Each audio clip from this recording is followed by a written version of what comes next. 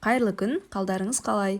Бүгін сіздерге қызылша мен сырдан тез дайын болатын салаттың рецебімен бөлісемін.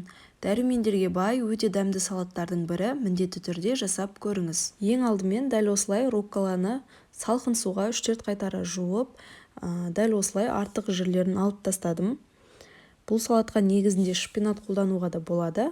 Менде бірақ руккола болды. Келесі кезекте қызылшаны суға жарты сағат көлемінде пісіріп алдым. Дәл осылай ұзынша солонка етіп турадым. Сіздерде бұндай форма болмаса, пышақпен турауға да болады. Бұл жерде мен орташа көлемдегі 2 тарелка салат жасап жатырмын. Келесі бізге дәл осындай фетакса сыры қажет. Жартысын немесе 3-тен 1-ін қолдансаңыздар болады. Міндетті түрде сырдың сапалысын қолданыңыздар.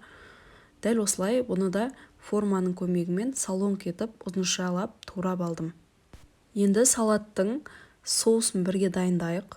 1 штук чеснок, жарты лимонның согын, және дәміне қарай, татымына қарай, шым тұз, сұйық майдан қосып бір-бірімен жақсылап араластырдым. Бізде соусы дайын болды. Дәл осылай салаттың бетіне құйып шықтым. Ескеретін жайт, араластырып жатқан кезде қолдың күшімен салмақ салмай араластыру қажет екен. Әйтпесе руккола дәл осылай басылып қалады екен.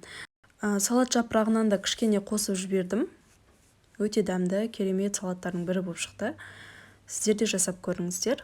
Видео ұнаса каналға жазылып, лайк басып, комментарий жазуды ұмытпаңыздар.